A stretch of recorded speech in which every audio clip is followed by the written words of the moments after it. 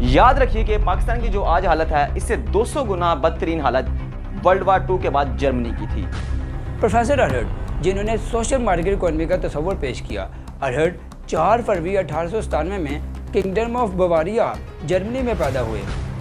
इनको waste Germany की economy को वर्ल्ड वार 2 के बाद रिकवर करने का चीफ आर्किटेक्ट माना जाता है, जिसके नतीजे में जर्मनी ना सिर्फ सियासी बहरान से, मुआशी बहरान से और हर किस्म के बहरान से बाहर आ गया, बल्कि दुनिया का एक बहुत अहम तरीन एक्सपोर्टर भी बन गया। अस्सलाम वालेकुम दोस्तों, लास्ट वीडियो में हमने बात की थी कि जर्मनी 2 वर्ल्ड वार हारने के बाद और डिफ़ॉल्ट होने के बाद दुनिया की चौथी बड़ी इकॉनमी बन गया। और आज हम बात करेंगे कि जर्मनी किस तरह दुनिया की चौथी बड़ी इकॉनमी बना। पाकिस्तान को डॉलर की कमी का सामना है। पाकिस्तान की जीडीपी ग्रोथ डाउनवर्ड जा रही है, जिसकी बड़ी वजह पाकिस्तान का सियासी बहरान, पाकिस्तान के अंदर सरमायाकारी की कमी और इसके साथ साथ एक इकोनॉमिकल प्लान ना होना है, जिसके ऊपर पूरा का पूरा मुल्क अमल कर सकता है। याद रखिए कि पाकिस्तान की जो आज हालत है इससे 200 गुना बदतरीन हालत वर्ल्ड वार 2 के बाद जर्मनी की थी। अगर हम भी एक ऐसे प्लान पे काम करें जिसके ऊपर जर्मनी ने काम किया, तो हम भी दुनिया की एक अच्छी इकॉनमी बन सकते हैं। पैसा ही पैसा होगा। तो अब हम आपको बताते हैं उस शख्सियत के बारे में जिन्होंने एक ऐसा मुआशी प्लान बनाया जिसके नतीजे में जर्मनी ना सिर्फ सियासी बहरान से, मुआशी बहरान से और हर किस्म के बहरान से बाहर आ गया, बल्कि दुनिया का एक बहुत अहम तरीन एक्सपोर्टर भी बन गया। दुनिया में 4 तरह के इकॉनमी सिस्टम राइज हैं, जिनमें pure market economy, traditional economy, pure command economy और मिक्स्ड इकॉनमी, जो कि पाकिस्तान में राइज है। प्रोफेसर अरहट, जिन्होंने सोशल मार्केट इकोनॉमी का तस्वर पेश किया, अरहट 4 फरवरी 1897 में किंगडम ऑफ बवारिया जर्मनी में पैदा हुए।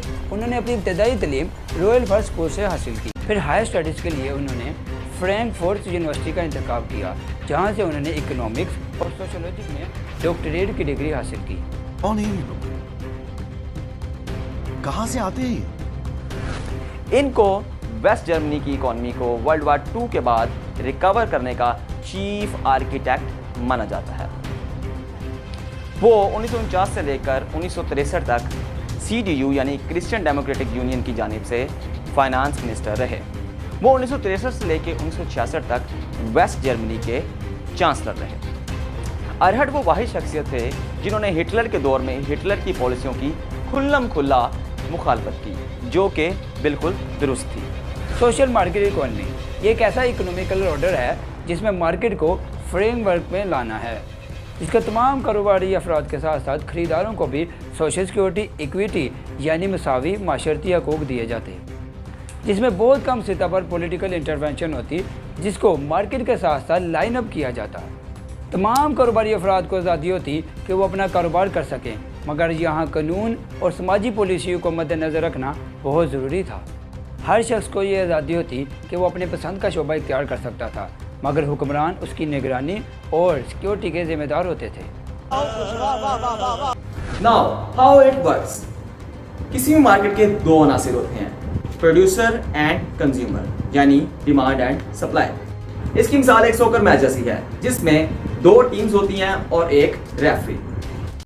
इसी तरह हर मार्केट में प्रोड्यूसर और कंज्यूमर 2 टीम्स का रोल प्ले करती हैं, और गवर्नमेंट यहाँ पे एक रेफरी का रोल प्ले करती है, जिसका काम प्रोड्यूसर और कंज्यूमर दोनों को किसी भी अनफेयर इंसिडेंट से बचाना है, जिससे मार्केट को कोई नुकसान ना पहुंचे और मार्केट स्मूथ चलती रहे। Now what is the role of the government in social market economy? Number 1, to monitor stability in the market. Number 2, private property distribution. Number 3, freedom of contract. Number 4, consistency in policies. Number 5, to decrease liabilities, to avoid market failure. Flexible prices, to avoid fixed prices.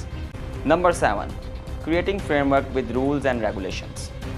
Number 8, keeping competition to avoid monopoly. Number 9, supporting weaker regions as well as organization in health, research and culture.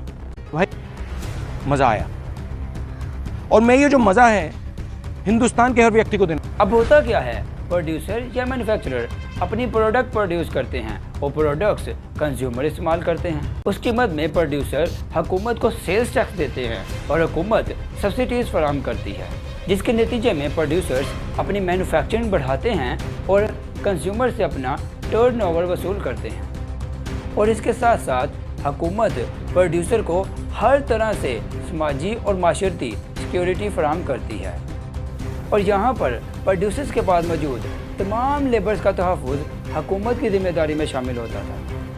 रुको जरा, सब्र करो। यही economic model China ने develop किया तो आज वो दुनिया की सबसे बड़ी माशी ताकत है और दुनिया का सबसे बड़ा एक्सपोर्टर है। अगर हमारे मुल्क में भी इन्हीं पॉलिसीज़ पे अमल किया जाता है तो हमारा मुल्क भी एक तरक्की याफ्ता मुल्क बन सकता है।